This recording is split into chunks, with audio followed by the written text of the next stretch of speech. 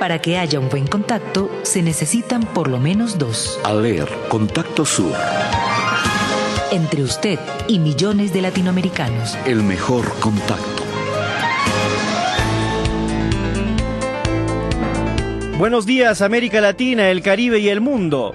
Empezamos esta transmisión especial de ALER Contacto Sur. Y como lo hemos venido anunciando, ya está con nosotros el presidente de la República de Ecuador, el doctor Rafael Correa, quien será entrevistado por José Cepeda, director del Departamento para América Latina de Radio Nederland de Holanda, emisora internacional aliada de ALER desde hace más de una década. Esta transmisión llegará para toda América Latina y el mundo a través del sistema satelital de ALER y también puede escucharnos en la www.aler.org. Dejamos entonces ya la entrevista con el presidente de la República de Ecuador, Rafael Correa, en la voz de José Cepeda. Adelante. Señor presidente, muy buenos días. Muchísimas gracias por haber venido hasta los estudios de ALER. Quiero decirlo públicamente, el presidente estuvo trabajando anoche hasta las 2:30 de la mañana, de tal manera que muy agradecido por su gentileza, señor presidente. Gracias a usted, encantado de estar aquí a través de estos medios de comunicación. Inmenso abrazo a Latinoamérica y al mundo entero.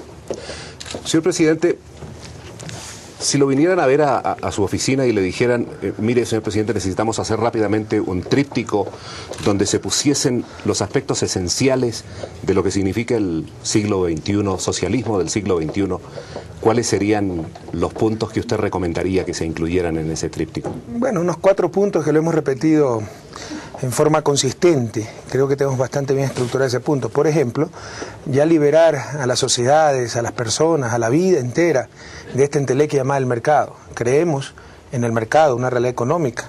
Otra cosa es que el mercado sea la máxima autoridad para asignar todos los recursos y ordenar todos los aspectos de la vida social.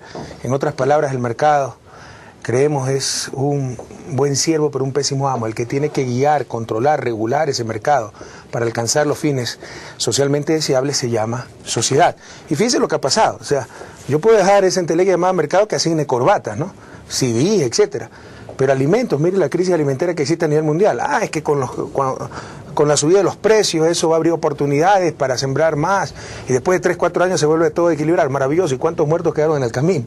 Hay cosas demasiado importantes como para darla al entelequia llamada mercado. Y esto tiene un corolario muy claro, se requiere acción colectiva, o sea, superar estos absurdos simplismos de la competencia, del egoísmo convertido en una máxima virtud individual y social, y potenciar esa acción colectiva y potenciar la planificación. La planificación es sumamente importante y los que más planifican es el primer mundo, que son los que más pregonan en teoría el libre mercado. En todo caso, esa acción colectiva a nivel social se realiza a través de su representación institucionalizada, que es el Estado. En otras palabras, sin ser estatista, tampoco somos ingenuos, el socialismo del siglo XXI reconoce y recupera el fundamental rol del Estado para el desarrollo. Esa es una gran diferencia. Otra gran diferencia es la supremacía del trabajo humano sobre el capital. Lo que ha pasado en los últimos 20 años en América Latina es que el trabajo humano se convirtió en un instrumento más de acumulación en función del capital. Se legitimaron todas las formas más perversas e increíbles de explotación laboral. Aquí en Ecuador, cuando llegamos al gobierno, encontramos que el contrato por horas, que en teoría es para fechas y fines específicos, por ejemplo, un bazar que en Navidad necesita envolver regalos, contrata medio tiempo, 3 días a la semana, la última quincena de diciembre, a muchachos universitarios. Ese es el espíritu de ese contrato. Bueno, había un reglamento que permitía tener hasta 75% del personal de una empresa contratado por horas y en forma permanente, es decir, se quería tener empresas sin trabajadores. Entonces, claramente, el socialismo del siglo XXI empodera y prioriza el trabajo sobre el capital. El trabajo humano no es un medio más de producción como el capital, es el fin mismo de la producción. Otra característica fundamental, que la compartimos con los socialismos clásicos, ¿verdad? Ese compromiso con la justicia social, lo cual es mucho más importante en sociedades como la latinoamericana, donde tenemos los países más desiguales del mundo. Entonces tiene unas 3 características muy concretas y algunas derivaciones de estas características, por ejemplo, la necesidad de planificación de acción colectiva, que caracterizaría al socialismo del siglo XXI y que yo pondría en el tríptico que me propone. Señor presidente, felizmente y coincidentemente está concluyendo el proceso de la Asamblea Nacional Constituyente en el Ecuador. Felizmente, ¿por qué? ¿Por el alivio? Porque ya claro, porque han sido muchísimos porque han sido muchísimos meses, ¿verdad?, de debate. ¿Era realmente imprescindible que el país contuviese el aliento por todos estos meses para discutir sobre su futuro? Sí, una Asamblea Nacional Constituyente se necesitaba en este país hace tiempo. Lo que se hizo en el 98 fue una barbaridad. Por si acaso, desde creo 2002, 2003, cuando participábamos en el Foro Ecuador Alternativo, hicimos publicaciones en los medios de comunicación social pidiendo una Asamblea Nacional Constituyente, porque la mala fe ahora dice que se llamó una Asamblea Nacional Constituyente para que haga una constitución a la medida de Rafael Correa, ¿no? Eso como académico lo he venido pidiendo hace 6, 8 años, y creemos que era el mejor instrumento para superar ese neoliberalismo, para esa revolución ciudadana, para ese cambio radical, profundo y rápido de las estructuras vigentes, en paz, en democracia y constitucionalmente. Para hacerlo de esa forma se requería esa Asamblea Nacional Constituyente que dramáticamente, radicalmente cambiase la institucionalidad de este país, porque lo que hizo la Constitución del 98 es institucionalizar el neoliberalismo. Por muy perfecta que sea la Constitución que va a aprobar el país. Tremendamente imperfecta. Claro, eso es bueno. Sí. Eso es bueno, claro. Pero por muy buena que sea. Todas las cosas son perfectibles, ¿verdad? Usted sabe que... podemos ir mejorando día a día. Pero usted sabe que tan importante como una nueva Constitución es en realidad el cambio de mentalidad de los operadores políticos. ¿Cómo se logra el cambio cultural de la gente que debe llevar a la práctica en carne y hueso la realidad de la Constitución? Su pregunta es muy buena y muy acertada. La Constitución es solo una parte del cambio. Se necesita también cambiar las relaciones de poder en este país, para lo cual ayuda la Constitución, pero básicamente el voto popular. Es decir, si mañana perdemos las elecciones, tenga la Constitución que tenga, vamos a volver a las prácticas del pasado, ¿verdad? No nos engañemos. Y por último se necesita un cambio de mentalidad, pero eso es lo más duro para el desarrollo, el cambio cultural. Entonces eso es un proceso, ese es el desafío del desarrollo, eso no se lo puede hacer por decreto. Entonces es un proceso que implica varias dimensiones, el ejemplo de los líderes, por ejemplo. No aprovecharse del poder para el usufructo personal, sino el poder como instrumento de servicio. Tampoco caigamos en ingenuidad que se puede cambiar este país con todas sus estructuras tan injustas y tan complejas sin captar el poder político. Hay que captarlo, pero una cosa es captarlo para servirse y otra cosa es para servir. Entonces ese cambio de mentalidad también viene el ejemplo de los dirigentes, viene de procesos educativos y viene de una práctica. O sea, con el ejemplo de todo se puede ir mejorando las prácticas políticas en el país, pero aquí no tengo yo fórmula ni recetas preestablecidas, o sea, es una lucha de día a día y yo le diría, lo más duro para el desarrollo es el cambio cultural. Señor Correa, uno de los sectores no satisfechos con la Asamblea es el movimiento indígena.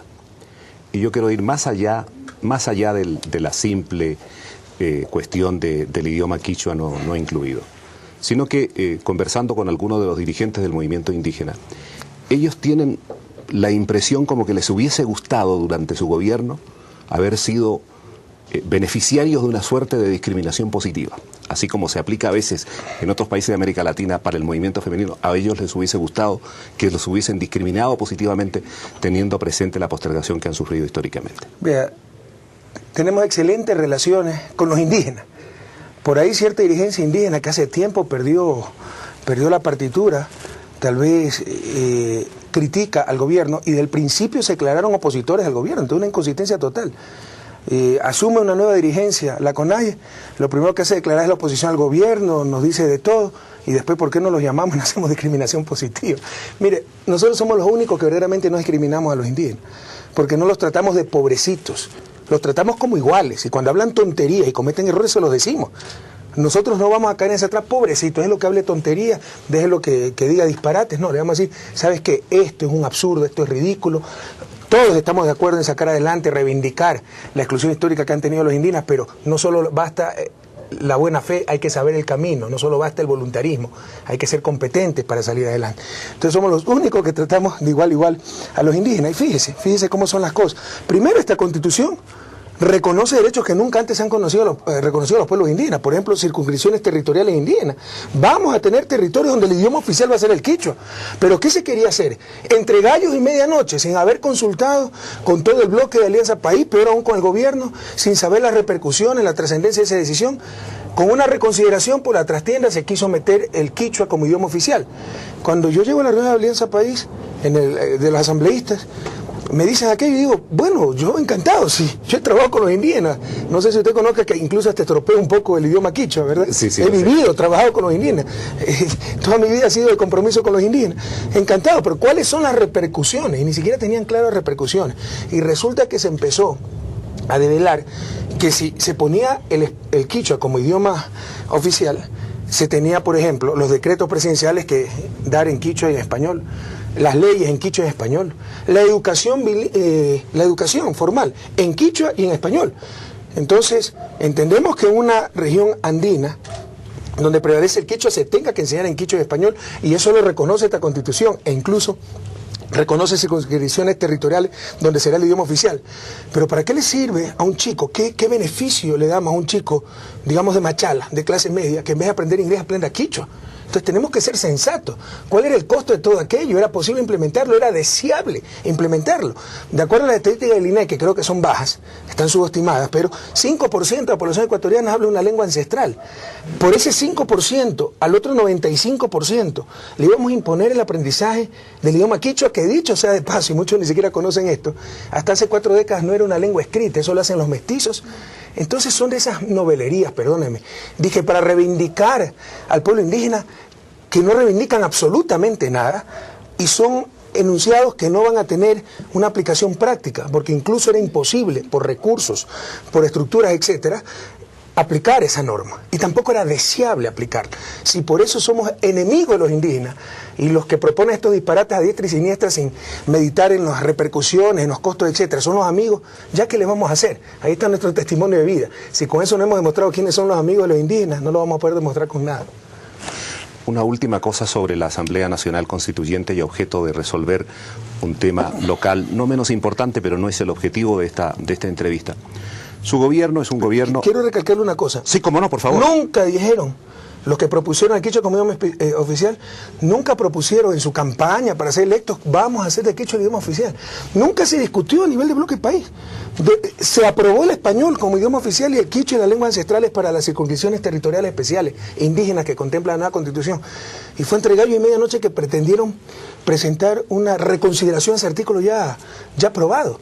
Y esa es la reivindicación indígena. O sea, yo no creo en esas cosas. O sea, creo sinceramente que hubo mucha ligereza, mucha irresponsabilidad, y que hay gente que se llena la boca diciendo que ama a los indígenas e improvisa totalmente. No, nosotros actuamos con seriedad, con responsabilidad histórica. Le decía, señor presidente, que un tema más sobre la Asamblea Nacional Constituyente y objeto de evacuar, un tema local, no menos importante, pero dentro del contexto general estamos hablando de cosas macro. El suyo es un gobierno llamado progresista, de izquierda. Sí, sin embargo, hay gente de izquierda que no está de acuerdo con su gobierno. En buena hora. Hay alguna izquierda que mejor tenemos bien lejitos. Ahí a la vez... Yo llamo la apostolcracia de izquierda. Ellos tienen la verdad absoluta, ¿verdad? 30 años de que han luchado, nosotros somos improvisados. O sea, luchar en la cátedra, en la vida cotidiana, no es lucha. Solo ellos son los que tienen la bandera de la izquierda, los legítimos representantes. El resto somos farsantes. Con esa clase de gente es mejor. Mientras más alejados, mejor. Pero también hay gente que pertenece al llamado oficialismo que también está en contra de algunos artículos de la Asamblea. Jamás vamos a coincidir en todo. Yo también estoy en contra de algunos artículos. Ahí se han puesto algunas barbaridades que ojalá sean rectificadas. Pero obviamente hay miles de razones por votar por el sí. Pasemos al ámbito... Otra cosa es la gente que llevó su propia agenda, eso lo he dicho. Y lo voy a decir con nombres y apellidos después de que gane el sí. Nosotros ganamos 80 asambleístas de 130, mayoría absoluta. La gente votó por acuerdo país. Y se nos infiltró gente que empujó su propia agenda, que nunca propuso en campaña. Es decir, temas que nunca habían estado en el programa Alianza País, no se dieron en campaña. Y a eso le llaman democracia. O sea, desde adentro tratar de imponer su agenda. Democracia es cumplir lo que el pueblo ordenó. Y eso nunca fue aprobado por el pueblo ecuatoriano, lo que quisieron imponer. Entre otras cosas, el quichua como lengua oficial. ¿Usted lo escuchó en campaña alguna vez? Pero eso le llaman democracia, ¿no? Por las tranqueras, querer imponer cosas de acuerdo a sus particulares visiones. Señor presidente, demos vuelta a la página, pasemos al tema económico. Las cifras son duras si se habla de pobreza. Este es un país con mucha gente pobre, que vive un alto porcentaje con menos de $2 diarios. ¿Qué ha hecho su gobierno en inversión social? Ha hecho muchísimo. Miren, en 2 años hemos duplicado el presupuesto de salud de 500 millones a 1.000 millones de dólares. Algo similar, un poquito menos con el presupuesto en educación. Duplicamos el bono de desarrollo humano, le cambiamos de perspectiva, inclusión económica y social, no a la caridad que con lo que se lo percibía anteriormente. Es decir, es la remuneración al trabajo de las amas de casa más pobres, la remuneración de su trabajo en el hogar. Con eso pueden acceder a créditos, tienen ahora hasta tarjeta electrónica para sacar el dinero en cajeros automáticos, etcétera. Entonces creemos que en realidad en la parte social es donde, gracias a Dios, mejor nos ha ido y hay transformaciones tremendamente profundas. Hemos tenido que enfrentar problemas fuertes, la inflación que ya se develó el año anterior, y eso hizo retroceder un poco esa lucha contra la pobreza y el cambio de tendencia en cuanto a la desigualdad. Todas las políticas públicas en los últimos años han incrementado la desigualdad entre los quintiles, deciles más altos con los más bajos. Habíamos revertido esa tendencia, pero con el proceso inflacionario que tuvimos a finales del año anterior y que hemos tenido este año por causas internacionales, esa tendencia se ha estabilizado. Entonces tenemos que luchar mucho más fuerte para seguir disminuyendo pobreza absoluta y revirtiendo la gran brecha que existe en este país entre ricos y pobres. Invertir en el aspecto social requiere de dinero. Sí, señor. Y su país crece, según las estadísticas de organismos nacionales e internacionales, a niveles muy bajos dentro de la región. Se habla de 1,7, 1,8% anual. ¿Por qué? Bueno, esas cifras habría que revisarlas. ¿Por qué? Porque hubo decrecimiento petrolero. Nos dejaron 2 torres petroleras. Hoy ya tenemos 11, ¿verdad? En todo caso, el sector petrolero decreció como 6%. El sector no petrolero en un principio, nos informó el propio Banco Central, que creció casi al 5%, había revisado las cifras para abajo, pero todos tuvo un crecimiento del 3, 4% y estamos revisando esas cifras. Pero atención. Las cifras de crecimiento económico, yo he escrito mucho de esto, modestia aparte soy especialista, pero si usted quiere también puede consultar, yo sé estilo y tanto tratadista. No son un adecuado indicador, cuidado, hay que ser muy crítico frente a esos indicadores. Por ejemplo, una lucha contra la pobreza absoluta, contra los grupos más vulnerables, lo que hicimos la semana anterior. Hemos iniciado todo un programa para proveer de prótesis y de implementos a toda la población con capacidades especiales, desde aquel que necesita una prótesis para su pierna, aquel que necesita una silla de ruedas, una cama ortopédica, hasta las madres de familia con chicos con parálisis cerebral, que tengan lugares para rehabilitarse, transporte para esos lugares, etc. Nada de eso recoge las cuentas nacionales. Entonces, cuidado, para ver la lucha contra la pobreza, cómo marcha, la disminución de la pobreza absoluta, etc., el crecimiento del Producto Interno Bruto no es el mejor indicador y de hecho le digo es un indicador bastante imperfecto. Ahí hay que tener mediciones mucho más concretas. El capital es tal vez uno de los más temerosos y a veces cobardes de los que existen. No me gustan los cobardes. Entonces, cuando el capital ve que hay incertidumbre, que hay dudas, lo que hace es irse, emigrar y tratar de instalarse en otras tierras donde le pueda ir mejor. ¿Le sucede eso a su gobierno? No, hemos tenido mucha inversión extranjera, no se imagina la fila de empresarios que quieren hablar conmigo, proponer nuevos proyectos, pero lo hemos dicho muy claramente. Bienvenida la inversión extranjera directa, pero no vamos a hipotecar el país ante esa entelequia de la inversión extranjera. Así que si están nerviosos estos señores, que se tomen una buena Valium, porque nosotros no vamos a cambiar nuestra política económica. Vuelvo una vez más al tema desde otra perspectiva, a la necesidad de recursos. Sí, los recursos no son ilimitados. Sí, señor. Entonces, yo supongo que los cambios que se necesitan desde el punto de vista económico están muy acotados en el tiempo. ¿En qué está pensando usted, señor presidente? Mire todas las inversiones que se está haciendo. O sea, esta economía es básicamente extractivista. Hay posiciones ingenuas, por decirlo menos, bastante ligeras, que dicen salgamos del modelo extractivista, cerremos las minas, cerremos los pozos petroleros y vamos a una economía de servicios. Eso no es soplar y hacer botella. Y pasar de una economía extractivista a una economía de servicios, por ejemplo, no es dejar de extraer. Canadá no es que ha dejado de extraer, es con esos recursos invertir para desarrollar los otros sectores de la economía y hacer que pierda peso relativo el sector extractivista, con el cual no estamos de acuerdo, ¿verdad? Y eso es precisamente lo que estamos haciendo, prepararnos para el futuro. Aquí se nos quiso vender la idea en este país, con los absurdos que hemos vivido en los últimos años, las irracionalidades, que prudencia era toda esa plata guardarla en fideicomisos bajo 3.000 candados, para época de crisis, entre comillas, que no era otra cosa que garantizar el pago de la deuda. La mayor prudencia que podemos tener es saber invertir ese dinero, porque más encima, sacar petróleo es disminuir los activos que tiene nuestra sociedad. Ese petróleo está bajo la tierra. Al sacarlo ya no va a estar. Tenemos que transformarlo en otra forma de activos que generen ingreso permanente. Y eso es precisamente lo que estamos haciendo, aprovechando, entre otras cosas, el buen momento petrolero. Y por eso usted ve la reconstrucción de las carreteras. Tenemos, en toda la historia de este país, se han construido 2.000 megavatios en energía hidroeléctrica, cerca de tan solo un 44% de nuestra energía hidroeléctrica, pese a la riqueza hídrica que tiene el país, y por eso tenemos de las electricidades más caras de la región. Bueno, solo en este año vamos a empezar 7 u 8 proyectos hidroeléctricos, ya 4 se iniciaron, por cerca de 3.400 megavatios, mucho más, muchísimo más del 50% de lo que se ha construido en toda la historia. Entonces, eso es lo que estamos haciendo, invirtiendo esos recursos no renovables en activos productivos que nos den ingresos permanentes, por ejemplo, el sector energético, por ejemplo, la nueva refinería que hemos empezado el 15 de julio en Manabí, etcétera. Entonces, así nos estamos preparando para el futuro, cuando bajen los precios del petróleo. Esa es la verdadera prudencia, saber invertir.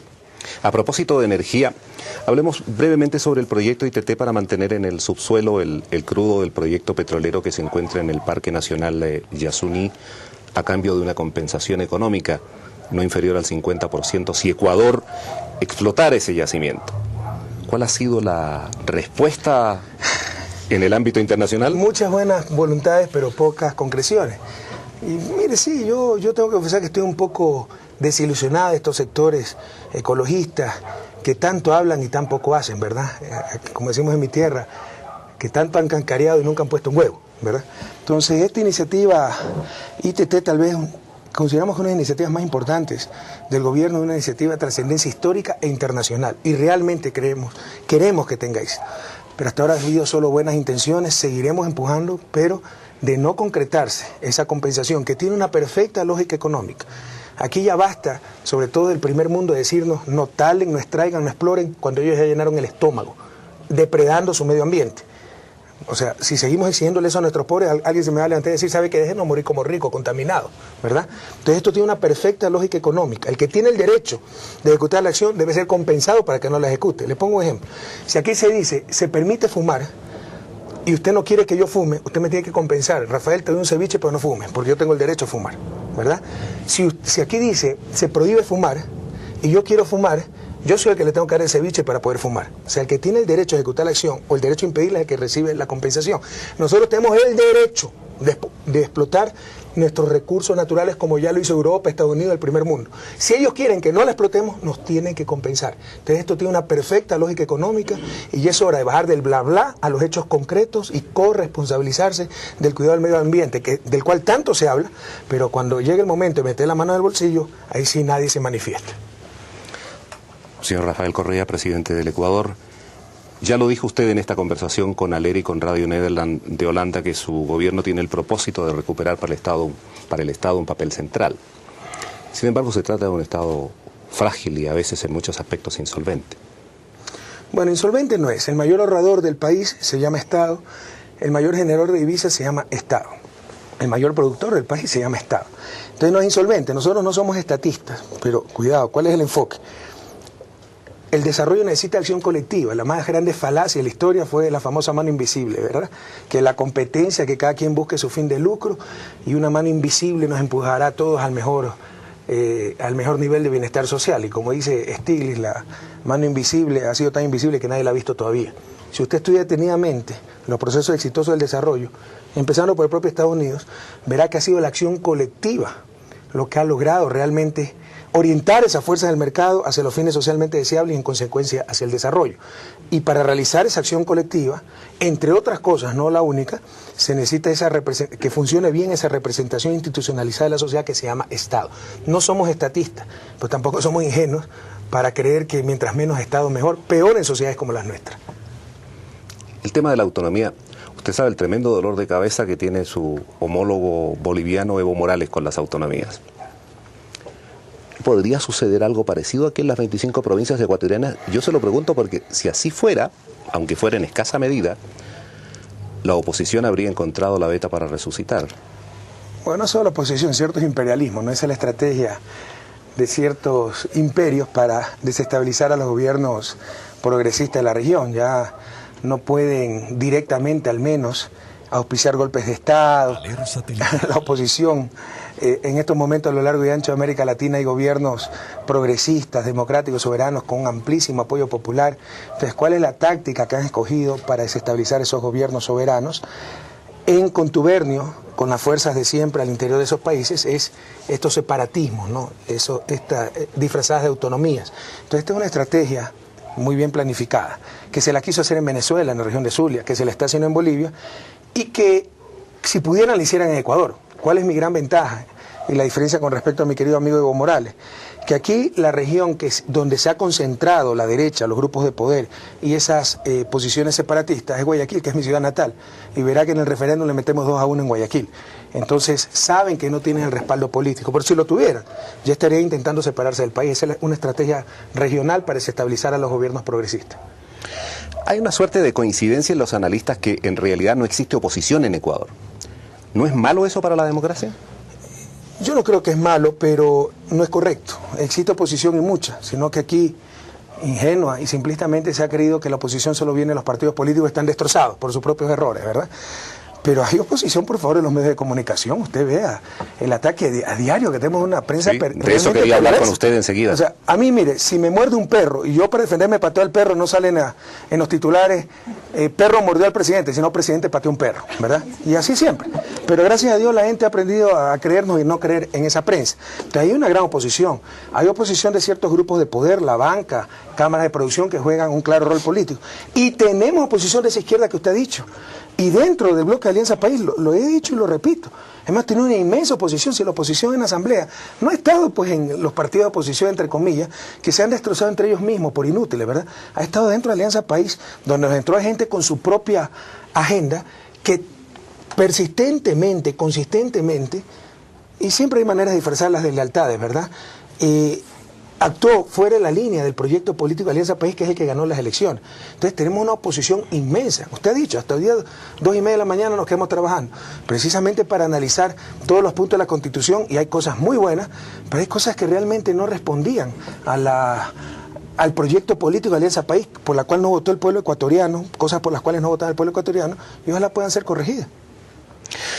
Usted sabe que cuando se habla de democracia y cuando se habla de oposición, los críticos a algunos gobiernos progresistas de América Latina buscan allí su justificación diciendo, no, lo que pasa es que esos gobiernos, ¿verdad?, los llamados de la nueva izquierda, los gobiernos progresistas, no creen sinceramente en la democracia, no creen sinceramente en la libertad. Bueno, ¿qué más democracia?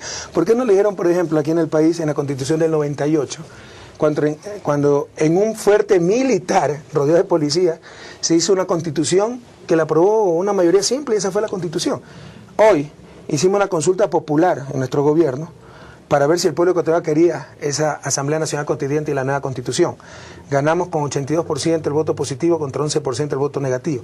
Pese a que decían lo mismo de ahora, ¿no? Que él no está subiendo, que él sí está perdiendo, que estamos desesperados, etc. Les metimos 7-1.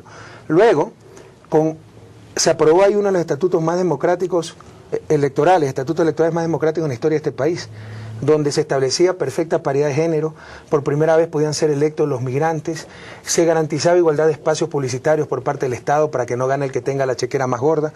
Fuimos a elecciones asambleístas el 30 de septiembre, ganamos 80 de 130 asambleístas, pero no contentos con aquello, con esa legitimidad podíamos decir, bueno, se aprueba la Constitución por mayoría y listo, se aplica la Constitución. Dijimos, esto va a referéndum, y fíjense, del 98 no tuvo nada de esto, y hoy los perdedores nos tratan de boicotear el referéndum, que la gente vote no, que restarle legitimidad al proceso, cuando ellos ni siquiera propusieron esa Constitución al pueblo ecuatoriano. ¿Qué más democracia que eso?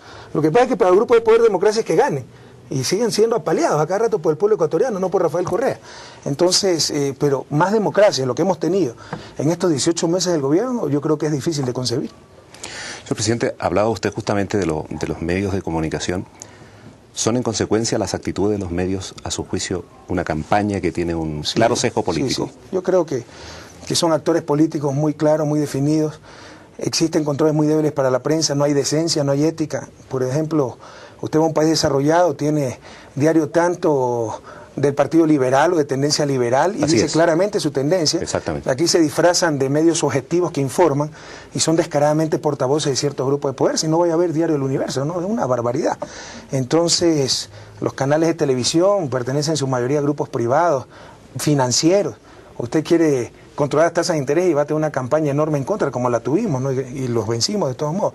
Entonces, aquí los medios de comunicación, sobre todo la prensa nacional, son claros actores políticos. Y creemos que debe haber leyes más fuertes para regularlos, no por parte del Estado, para autorregulación y veeduría ciudadana, para que objetivamente informen, cumplan su labor de comunicación social y no sean simplemente, no lo digo yo, lo dice Ignacio Ramonet, ¿verdad?, director de Le Monde, sí, los perros guardianes del sistema vigente. Pero si lo entiendo bien, no es su propósito sacar leyes por parte del gobierno para controlar a los medios. Yo siempre me opuse al control estatal de los medios, pero siempre he estado de acuerdo a un control ciudadano mucho más fuerte y a leyes mucho más ágiles. Mire hoy día, en Diario El Universo, dice que un carro de la caravana del presidente en Esmeraldas atropelló a una persona y la mató. Un carro de la caravana presidencial, ¿sabe lo grave que es eso? Yo recién me entero por el periódico de ese accidente, porque no es un carro de caravana, es un patrullero de policía que tal vez estaba yendo al aeropuerto para ver si todo estaba despejado, pero nosotros ni hemos sabido de eso, pero dice que es un carro de la caravana presidencial. Y de estas inexactitudes y acusaciones tan graves es a diario. ¿Y uno qué puede hacer como ciudadano? Como presidente, como ciudadano presidente, uno se siente impotente. Imagínese el ciudadano común ante las tergiversaciones, calumnias de la prensa, es terrible. A propósito de estas tergiversaciones, efectivamente producto de la confiscación, entre otros, de bienes de importantes medios de comunicación, incautación de medios de comunicación, una inmensa mayoría de la población que apoyó esa medida, de tal manera que el gobierno que la apoya, que está apoyando entonces que se restituya la justicia frente a aquellos que han cometido delitos. Pero más allá de eso, ¿qué va a pasar con esos medios, señor presidente? Mientras más rápido lo podemos vender, mejor. Lo que pasa es que se tiene que hacer todo un procedimiento para que los supuestos dueños demuestren si es de ellos o de los señores Isaías, si es de, cuidado, la ley dice, si es de accionistas, administradores o funcionarios de la banca quebrada que haya falseado balance, etcétera, serán incautados, valorizados y vendidos, o lo pueden quedar en poder del Estado, pero no nos interesa quedarnos con esos medios, sino venderlos lo más rápidamente posible y recuperar la plata para pagar a los accionistas y para pagar al principal acreedor de la banca, que se llama Estado ecuatoriano. El Estado ecuatoriano dio miles de millones de dólares para el llamado salvataje, no es palabra ecuatoriana, pero así se lo conoce aquí, salvataje, no es palabra española, perdón, castellana, para el llamado salvataje bancario. Entonces, lo que queremos es vender lo más rápidamente esas empresas para recuperar algo del dinero que se llevaron en saco, en camiones, en volquetas, los banqueros corruptos. Lo del caso Isaías parece marcar un quiebre definitivo, ¿no? La lucha contra sectores oligárquicos. Es un quiebre definitivo, no habíamos podido avanzar antes tan rápido porque hasta diciembre pues la superintendencia de bancos estuvo en manos de los banqueros. De diciembre, que con la Asamblea Nacional Constituyente se cambió al superintendente, hemos hecho lo que no se ha hecho en los últimos 10 años y seguiremos. Esperamos, de acuerdo a nuestra planificación, que para junio del 2009 ya los bancos liquidadores estén cerrados y se haya podido resarcir de lo que se llevaron o se nos llevaron los banqueros prófugos que quebraron a sus bancos, resarcir lo más posible de esos dineros, ¿no? Pero si es un quiebre definitivo y es un enfrentamiento frontal, ¿está preparado el gobierno para las respuestas que seguramente van a venir? Eso depende del pueblo ecuatoriano. Si nos siguen apoyando como nos apoyan, por supuesto que estaremos preparados. Si dejan, si permiten que se los malinforme, si se dejan manipular, por ejemplo, por la prensa. La gran mayoría de la prensa dijo atentado a la libertad de expresión, porque en los bienes incautados habían 2 canales, cuando se incautaron cerca de 200 empresas y bienes, entre ellos yates, mansiones, aviones privados, etc. Y fíjese la doble moral de la prensa, ¿no? Que estén esos canales en manos de banqueros prófugos, juzgados, que están siendo procesados por la justicia ecuatoriana, cuya extradición se está pidiendo, etcétera. Eso nunca lo han negado. Eso no es atentado a la libertad de expresión. Que pasen a manos públicas sí es atentado a la libertad de expresión. ¿Quién entiende eso? Pero no solo eso, el mensaje a todos los delincuentes, narcotraficantes, etcétera, que compren por medios de comunicación. Y nunca se les va a poder incautar esos bienes, por mal habidos que sean, porque sería un atentado a la libertad de expresión. Por eso es que la prensa en este país cada vez pierde mayor credibilidad, porque por su ceguera ideológica, por su oposición absurda al gobierno, oponerse a todo el tiempo, y por los claros intereses que defiende, ha perdido toda credibilidad, ¿verdad? Pierde toda perspectiva y con ello toda credibilidad. Pero le insisto, o sea, nuestra opción es vender lo más rápidamente posible esos bienes. En las conversaciones previas, preparando esta entrevista con gente del Ecuador, había una coincidencia y era que los sectores más retrógrados del país, algunos empresarios, ciertos sectores de la oligarquía, están verdaderamente desesperados con lo que está pasando con ellos. Sí, qué bueno. Eso nos indica que vamos por el camino correcto.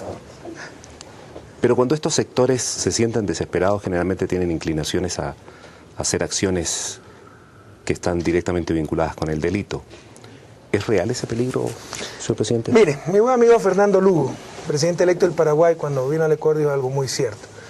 Si no estás dispuesto a jugarte la vida en esto, mejor no te metas. Sabemos lo que nos estamos jugando, los riesgos que estamos corriendo, pero para, qué sé yo, cierta clase de personas, no hay opciones, es servir o servir y cumplir o cumplir. Entonces, por supuesto que hay grandes peligros y por supuesto que hay que ser prudentes, pero no es que se puede excluir esos riesgos, no es que se los puede evitar, pero haremos lo que tenemos que hacer. Solo un punto más sobre el aspecto nacional y luego paso a los temas internacionales. ¿No ha sido fácil para su gobierno el tema con las mujeres? Por el contrario, tenemos un inmenso apoyo. El tema del aborto, por ejemplo. Ah, bueno, pero es que se llaman... hay señoras que hablan en nombre de todas las mujeres y preguntan cuántas mujeres aprueban esas posiciones. Eso es lo que decía, ¿no? En Alianza Países nos infiltraron estos grupos también. Yo pregunto, ¿cuándo en la campaña dijeron yo voy a defender el aborto? Es que eso era lo honesto. Si la gente las elegía con ese discurso, con esa propuesta, tenían toda la legitimidad para en la asamblea impulsar esa propuesta. Pero nunca lo dijeron. Y de repente quisieron imponer una agenda que no era nuestra. Y ni siquiera debió estar en la Constitución, eso era una cuestión de salud pública, debía estar en las leyes. ¿Y cuántos problemas nos creó? Pero de ahí a decir que tenemos problemas con las mujeres, yo creo que tenemos un inmenso apoyo entre las mujeres del país. Aquí hay guapísimas mujeres ecuatorianas, que usted puede hacer una pequeña encuesta. Tenemos inmenso apoyo, pero aquí hay gente que habla en nombre de todo y no representa a nadie. Y eso es uno de los peligros que tiene este país. Si este país tiene 13 millones de habitantes, hay 14 millones de organizaciones sociales. Y todo el mundo habla en nombre de los 13 millones de habitantes, entre ellos estos grupos de mujeres. Pero no es tan cierto que representan a las mujeres. Con las mujeres tenemos una gran relación, representan a pequeños grupos que no han logrado cambiar la actitud, las percepciones sociales en todos los años que llevan, qué sé yo, en su praxis política, social, etcétera, y quisieron meter esas cosas por las tranqueras en la Asamblea Nacional Constituyente, y en mi particular criterio eso era ilegítimo. Estamos conversando con el presidente Rafael Correa a través de una cadena nacional e internacional de emisoras, organizado por ALER y Radio Nederland de Holanda. Señor presidente, pasemos al tema internacional. Aquí tenemos muchísimas cosas. Vamos a tratar de hacerlo lo más rápidamente posible. UNASUR. Aquí las sensibilidades son realmente distintas. Yo no quiero echarle agua a la leche, pero una cosa es lo que piensa Brasil, otra cosa es lo que piensa Venezuela, una cosa es lo que piensa Chile, otra cosa es lo que piensa el Ecuador. ¿Cuán grande es este obstáculo? Muy grande, no nos engañemos. Creo que cometimos un error estratégico fundamental, ir a la velocidad del más lento. Tratar de contentar a los que no querían la integración.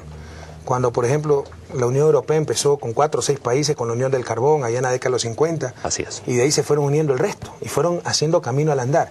Aquí no, aquí cometimos otro error los presidentes de la República de la región, que creo tenemos una clara visión y una clara voluntad integracionista de delegarle estas cosas a funcionarios y sobre todo a diplomáticos. Y los diplomáticos quieren contentar a todo el mundo. Y, por ejemplo, ese estatuto de UNASUR es un parto de los montes, ¿no? O sea, se quiso contentar a los que no quieren la integración y tiene una estructura burocrática tremenda que va a hacer que la integración no funcione, no sea eficiente. Y si la integración no es eficiente, no da frutos concretos para mejorar el bienestar de nuestros pueblos, se deslegitimará. Entonces es tremendamente peligroso. Nosotros estamos intentando que se revean esos estatutos. Por ejemplo, la Secretaría Ejecutiva está, el órgano máximo, Consejo de Presidentes, correcto. Pero de ahí viene un Consejo de Ministros de Relaciones Exteriores, y de ahí viene un Consejo de Altos Funcionarios, que es el órgano ejecutivo. Altos funcionarios que se reúnen tarde, mal o nunca, cada uno en sus países, y viajan a un país determinado para reunirse. Eso no va a funcionar. Y de ahí viene el secretario ejecutivo, y pedían un expresidente de la República para secretario ejecutivo. Para hacer lo que pusieron en la Secretaría Ejecutiva no se necesita un expresidente de la República, se necesita una secretaria bilingüe. Entonces todo eso lo hizo la diplomacia, estos quicuyos, estos burócratas, culpa de los presidentes por delegar cosas tan importantes a funcionarios de medio nivel. Entonces tenemos que corregir esos errores, si no yo veo en serio peligro ese proceso integracionista en América Latina y sobre todo en Sudamérica. Hace un par de días atrás recibimos la visita en Radio Nederland del actual embajador de Chile en Argentina, el señor Luis Mayra. Y él decía, que nunca América del Sur, estaba hablando concretamente de los países de América del Sur, habían tenido objetivamente tantos factores a su favor y por lo tanto era una gran oportunidad de la integración. Pero que son momentos históricos que si no se los aprovecha, pues sencillamente no fructifican. ¿Usted comparte ese optimismo? Totalmente. Nunca se ha vivido en la región un ambiente tan propicio para integración, gobiernos que coincidimos, la gran mayoría, en nuestras perspectivas, en nuestras visiones y con esa voluntad integracionista. Lamentablemente, insisto, de lo que hablamos el año pasado en Isla Margarita, en Venezuela, potenciar esa integración con una Secretaría Ejecutiva en manos de un expresidente de la República, empoderado, que tenga capacidad de ejecución, etcétera, un equipo permanente, empujando, impulsando, pensando en integración, a lo que se hizo en los estatutos de UNASUR y lo que se aprobó en Brasilia, hay un abismo de diferencia. Entonces, probablemente estemos desaprovechando esa oportunidad, pero coincido con el señor embajador de que es un momento único para impulsar la integración sudamericana y latinoamericana en general. Porque por si acaso hasta Nicaragua quiere entrar en UNASUR, ¿no? El delicado tema de las no relaciones Ecuador-Colombia. Señor presidente, ya conocemos las circunstancias. ¿Qué debe pasar para que se normalicen las relaciones? Un cambio radical en la conducta del gobierno colombiano. ¿Usted es chileno? Soy chileno, sí. ¿Qué hubiera pasado si Perú bombardeaba el norte de Chile sobre pretexto de que Sendero Luminoso se había refugiado en el norte de Chile? Si ustedes qué culpa tienen de estar, qué culpa hubieran tenido de estar al lado de un país con esos conflictos. Ustedes hubieran sido víctimas del conflicto, no cómplices. Entonces partamos de ese hecho, sufrimos una agresión por un conflicto que no es nuestro y por el cual ya hemos adquirido muchísimos compromisos con alegría. Aquí tenemos 500.000 colombianos, la gran mayoría desplazados de ese conflicto, que han buscado en nuestro país esa paz, esa seguridad que no encuentran en su propia tierra. Tenemos 13 destacamentos militares en la frontera norte, Colombia tiene 2, gastamos más de $100 millones en cuidar la frontera norte por el conflicto colombiano, y vienen y nos bombardean. Bueno, eso es gravísimo. Si hubiera sucedido eso con Chile, hubieran estado de guerra Perú y Chile. Nosotros somos un país de vocación de paz, buscamos vías pacíficas. Se condenó a Colombia, pidió perdón, etcétera. Bueno, establecer relaciones. 2 veces intermedió el Centro Carter. Ellos querían las relaciones, porque ellos fueron los agresores, tenían un mea culpa, ¿verdad? Entonces, por intermediación del Centro Carter, acordamos en un primer momento tener 10 días de baja de tensiones para establecer relaciones nuevamente. Rompió ese acuerdo unilateralmente Colombia sobre pretexto de que mi visita oficial en México había dado declaraciones a CNN. O sea, estos creen que bajar tensiones significa negar lo ocurrido el 1 de marzo. Yo no puedo negar que hubo un bombardeo y una agresión a mi país.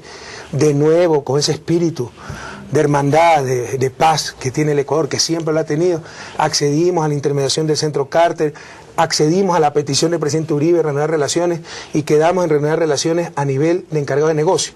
Un día martes ya iba a haber el intercambio de credenciales para los respectivos encargados de negocios. El lunes viene este señor unilateralmente y dice posponemos las relaciones porque el presidente Correa ha hecho unas declaraciones al diario Página 12 en Argentina. Entonces, ¿qué se creen? Esos son los agresores y son los que nos van a poner las condiciones. Entonces nosotros respondimos con la dignidad que nos caracteriza. Ve, ustedes las posponen, nosotros las suspendemos indefinidamente. O sea, ya basta de decir al mundo que ellos quieren restablecer relaciones y boicotear todo intento de restablecer dichas relaciones. Entonces, mientras no haya un cambio drástico, sustancial en la conducta del gobierno colombiano, que sinceramente no creo que haya, ¿verdad?, no podremos reanudar esa relación. Yo se lo preguntaba también, señor presidente, porque la verdad es que en el ámbito internacional, quien ha salido también perjudicado de este caso es la imagen del Ecuador. Yo estoy hablando por lo que conozco en Europa, hay una sensación, no de que el gobierno ecuatoriano sea un aliado de la FARC, de las guerrillas, no. Lo que se piensa es que de una u otra manera ha habido una tolerancia y eso naturalmente afecta. Usted tiene razón, y eso nos molesta mucho más, ¿verdad? Porque ¿qué culpa tiene el Ecuador de estar al lado de una guerra civil? Oiga, Colombia tiene guerrilla, paramilitares, narcotráfico, cultivos de coca, narcopolítica, parapolítica. Nosotros, por el contrario, somos el gobierno más exitoso de la región en la lucha contra el narcotráfico. Somos el único país andino que no tiene cultivos de droga. No tenemos guerrilla, no tenemos paramilitarismo. Jamás el narcotráfico, estos grupos irregulares se han infiltrado en la política ecuatoriana y de repente somos los que tenemos que dar explicaciones al mundo. ¿Cómo no le va a revelar, a disgustar, a enervar esa situación? O sea, es otro motivo más para estar indignados. Es decir, ¿qué culpa tiene el Ecuador de ser vecino de un país con tantos problemas? Es como que haya dos casas, dos familias. En la una se matan, se tiran trastos, viven peleando, en otra se vive en armonía. Pero de repente, para huir de la batalla campal que existe en una de las casas, el uno se salta el muro y se pasa a la casa donde todo es armonía, una botella pasa a la otra casa, etcétera, y viene la policía, el mundo a decir, pónganse de acuerdo, ¿por qué no colaboran? ¿Qué es lo que pasa? Etcétera. ¿Cómo no les va a disgustar eso? Si nosotros no somos el problema es Colombia. Y nosotros no somos ni cómplices ni autores del conflicto colombiano, somos víctimas de ese conflicto. Y ya estamos hartos de ese conflicto. Un detalle más sobre Colombia, que es el caso que tiene Ecuador, su demanda ante la Corte Internacional de Justicia. ¿En qué pie está ese tema? Sí, eso sí. Y estamos agotando, no hemos excluido otras acciones internacionales. Esa demanda ante la Haya fue por 7 años de bombardeo con glifosato, porque la actitud de desprecio y de falta de seriedad de Uribe con el Ecuador no es desde el 1 de marzo. Ha sido permanente desde que llegó al poder. 7 años de que para erradicar los cultivos de droga bombardeó con aviones norteamericanos en la frontera, parte del Plan Colombia, con glifosato. En plena frontera, la mitad caía al Ecuador. Decenas de notas de reclamos, no hizo ningún caso. Llegó mi gobierno con una posición mucho más firme. En febrero del 2007 pararon esas fumigaciones, pero nunca se comprometió a no reanudarlas, ¿verdad? Nunca hubo un compromiso formal de no volver a bombardear con glifosato, al menos desde el aire, ¿no? En todo caso, por eso, por todos los daños sufridos en los últimos 7 años, hemos entablado esa demanda ante la Haya. Nosotros somos un país de paz, buscamos las instancias judiciales pertinentes, en este caso el Tribunal de la Haya, pero no excluimos otras acciones legales. Estamos agotando todos los pasos y todas las instancias diplomáticas por lo de la agresión del 1 de marzo. Esa es otra de las muestras de hostilidad de Colombia. Por ejemplo, las bombas que se encontraron ahí claramente son de origen norteamericano. Ellos dicen que las lanzaron de supertucanos que no violaron aviones supertucanos brasileños que están en la base Tres Esquinas, me parece que se llama la base colombiana, y que no violaron el espacio aéreo ecuatoriano. Nuestros técnicos nos dicen que esas bombas no pueden ser lanzadas de supertucanos, que cayeron casi verticalmente y que se violó el espacio aéreo ecuatoriano. Para no armarnos problemas, eso, hay videos de eso, que los presenten, porque los aviones llevan video. Todavía no los presentan, pese a que lo hemos pedido por intermedio de la OEA. Las autopsias demuestran que al menos 3 heridos fueron rematados en vida, que el ciudadano Isaya murió de culatazos, 7 culatazos en la nuca. De todo eso hemos pedido explicaciones, no tenemos ninguna respuesta. Entonces estamos agotando todas las instancias diplomáticas, como dice Derecho Internacional, pero una vez agotadas, vamos a los tribunales internacionales, pero Ecuador buscará justicia, como le caracterice, de manera civilizada, por las instituciones internacionales vigentes, no con la violencia, no con bombardeo, etcétera, pero no claudicaremos en nuestra búsqueda de justicia. Señor presidente, dejemos el tema de Colombia. Cuando se trata de un gobierno progresista hay como un reflejo condicionado en América Latina y es obligatorio para los periodistas preguntar cómo están las relaciones con Estados Unidos. Muy bien, mientras nos respeten, lo respetaremos.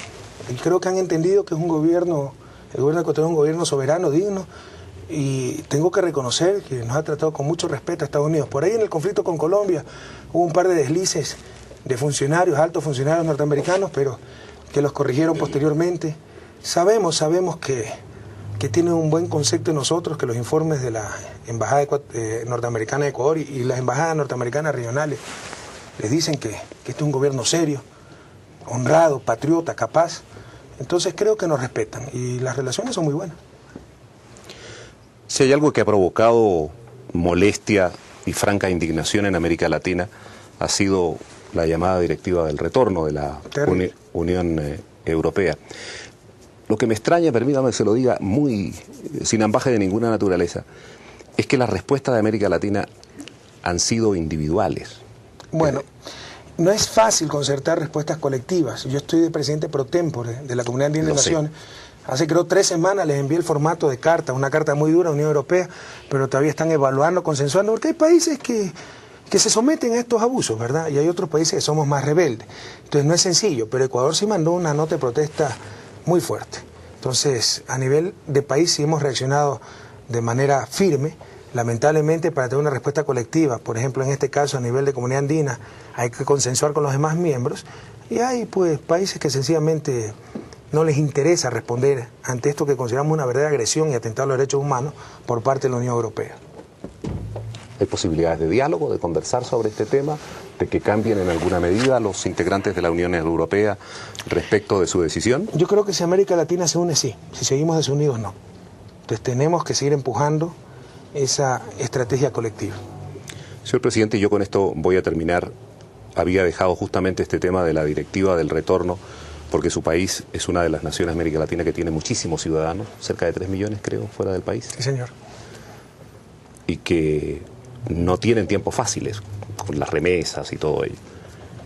¿Cuál sería su mensaje para esa gente, para los compatriotas suyos? La patria ya es de todos, que todavía no hemos resuelto todos los problemas, estamos recién empezando, pero que estamos poniendo la casa en orden. Les diría sobre todo vuelvan, que juntos podemos sacar adelante el país. No necesitamos pasar esas humillaciones, esos atropellos. En todo caso, si deciden quedarse, nuestra postura, y está en la nueva Constitución, es que migrar es un derecho humano, y utilizaremos todos los mecanismos y dedicaremos todos nuestros esfuerzos a que se respeten sus derechos. Pero sobre todo le decimos, vuelvan, la patria ya es de todos. Señor presidente, por su gentileza, muchísimas gracias por haber llegado hasta acá. Ha sido un placer. A usted, y el placer ha sido mío. Muy bien. Gracias. Muy bien. Aler satelital. Una constitución a la medida de Rafael Correa, ¿no? Eso como académico lo he venido pidiendo hace 6, 8 años. Y creemos que era el mejor instrumento para superar ese neoliberalismo, para esa revolución ciudadana, para ese cambio radical, profundo y rápido de las estructuras vigentes, en paz, en democracia y constitucionalmente. Para hacerlo de esa forma se requería esa Asamblea Nacional Constituyente que dramáticamente, radicalmente cambiase la institucionalidad de este país, porque lo que hizo la Constitución del 98 es institucionalizar el neoliberalismo. Por muy perfecta que sea la Constitución que va a aprobar no, es el tremendamente país, imperfecta. Claro, eso es bueno. Sí. Eso es bueno, claro. Pero por muy buena que todas sea... las cosas son perfectibles, ¿verdad? Usted sabe que... podemos ir mejorando día a día. Pero usted sabe que tan importante como una nueva Constitución es en realidad el cambio de mentalidad de los operadores políticos. ¿Cómo se logra el cambio cultural de la gente que debe llevar a la práctica en carne y hueso la realidad de la Constitución? Su pregunta es muy buena y muy acertada. La Constitución es solo una parte del cambio. Se necesita también cambiar las relaciones de poder en este país, para lo cual ayuda la Constitución, pero básicamente el voto popular. Es decir, si mañana perdemos las elecciones, tenga la Constitución que tenga, vamos a volver a las prácticas del pasado, ¿verdad? No nos engañemos. Y por último se necesita un cambio de mentalidad, pero eso es lo más duro para el desarrollo, el cambio cultural. Entonces eso es un proceso, ese es el desafío del desarrollo, eso no se lo puede hacer por decreto. Entonces es un proceso que implica varias dimensiones. Para que haya un buen contacto, se necesitan por lo menos 2. Aler, Contacto Sur. Entre usted y millones de latinoamericanos. El mejor contacto. Buenos días, América Latina, el Caribe y el mundo. Empezamos esta transmisión especial de Aler Contacto Sur. Y como lo hemos venido anunciando, ya está con nosotros el presidente de la República de Ecuador, el doctor Rafael Correa, quien será entrevistado por José Cepeda, director del Departamento para América Latina de Radio Nederland de Holanda, emisora internacional aliada de Aler desde hace más de una década. Esta transmisión llegará para toda América Latina y el mundo a través del sistema satelital de Aler, y también puede escucharnos en la www.aler.org. Dejamos entonces ya la entrevista con el presidente de la República de Ecuador, Rafael Correa, en la voz de José Cepeda. Adelante. Señor presidente, muy buenos días. Muchísimas gracias por haber venido hasta los estudios de Aler. Quiero decirlo públicamente, el presidente estuvo trabajando anoche hasta las 2:30 de la mañana, de tal manera que muy agradecido por su gentileza, señor presidente. Gracias a usted, encantado de estar aquí a través de estos medios de comunicación. Inmenso abrazo a Latinoamérica y al mundo entero. Señor presidente, si lo vinieran a ver a su oficina y le dijeran, mire, señor presidente, necesitamos hacer rápidamente un tríptico donde se pusiesen los aspectos esenciales de lo que significa el siglo XXI, socialismo del siglo XXI, ¿cuáles serían los puntos que usted recomendaría que se incluyeran en ese tríptico? Bueno, unos 4 puntos que lo hemos repetido en forma consistente. Creo que tenemos bastante bien estructurado ese punto. Por ejemplo, ya liberar a las sociedades, a las personas, a la vida entera de esta entelequia llamada el mercado. Creemos en el mercado, una realidad económica. Otra cosa es que el mercado sea la máxima autoridad para asignar todos los recursos y ordenar todos los aspectos de la vida social. En otras palabras, el mercado creemos es un buen siervo pero un pésimo amo, el que tiene que guiar, controlar, regular ese mercado para alcanzar los fines socialmente deseables se llama sociedad. Y fíjense lo que ha pasado, o sea, yo puedo dejar esa entelequia llamada mercado que asigne corbatas, ¿no? CD, etcétera. Pero alimentos, mire la crisis alimentaria que existe a nivel mundial. Es que con la subida de los precios eso va a abrir oportunidades para sembrar más y después de 3, 4 años se vuelve todo a equilibrar. Maravilloso. ¿Y cuántos muertos quedaron en el camino? Hay cosas demasiado importantes como para darla a la entelequia llamada mercado. Y esto tiene un corolario muy claro. Se requiere acción colectiva. O sea, superar estos absurdos simplismos de la competencia, del egoísmo convertido en una máxima virtud individual y social, y potenciar esa acción colectiva y potenciar la planificación. La planificación es sumamente importante y los que más planifican es el primer mundo, que son los que más pregonan en teoría el libre mercado. En todo caso, esa acción colectiva a nivel social se realiza a través de su representación institucionalizada, que es el Estado. En otras palabras, sin ser estatista, tampoco somos ingenuos, el socialismo del siglo XXI reconoce y recupera el fundamental rol del Estado para el desarrollo. Esa es una gran diferencia. Otra gran diferencia es la supremacía del trabajo humano sobre el capital. Lo que ha pasado en los últimos 20 años en América Latina es que el trabajo humano se convirtió en un instrumento más de acumulación en función del capital. Se legitimaron todas las formas más perversas e increíbles de explotación laboral. Aquí en Ecuador, cuando llegamos al gobierno, encontramos que el contrato por horas, que en teoría es para fechas y fines específicos, por ejemplo, un bazar que en Navidad necesita envolver regalos, contrata medio tiempo, 3 días a la semana, la última quincena de diciembre a muchachos universitarios. Ese es el espíritu de ese contrato. Bueno, había un reglamento que permitía tener hasta 75% del personal de una empresa contratado por horas y en forma permanente, es decir, se quería tener empresas sin trabajadores. Entonces, claramente, el socialismo del siglo XXI empodera y prioriza el trabajo sobre el capital. El trabajo humano no es un medio más de producción como el capital, es el fin mismo de la producción. Otra característica fundamental, que la compartimos con los socialismos clásicos, ¿verdad? Ese compromiso con la justicia social, lo cual es mucho más importante en sociedades como la latinoamericana, donde tenemos los países más desiguales del mundo. Entonces tiene unas 3 características muy concretas y algunas derivaciones de estas características, por ejemplo, la necesidad de planificación de acción colectiva, que caracterizaría al socialismo del siglo XXI y que yo pondría en el tríptico que me propone. Señor presidente, felizmente y coincidentemente está concluyendo el proceso de la Asamblea Nacional Constituyente en el Ecuador. Felizmente, ¿por qué? ¿Por el alivio? Porque ya claro, porque han sido muchísimos porque han sido muchísimos meses, ¿verdad?, de debate. ¿Era realmente imprescindible que el país contuviese el aliento por todos estos meses para discutir sobre su futuro? Sí, una Asamblea Nacional Constituyente se necesitaba en este país hace tiempo. Lo que se hizo en el 98 fue una barbaridad. Por si acaso, desde creo 2002, 2003, cuando participábamos en el Foro Ecuador Alternativo, hicimos publicaciones en los medios de comunicación social pidiendo una Asamblea Nacional Constituyente, porque la mala fe ahora dice que se llamó una Asamblea Nacional Constituyente para que haga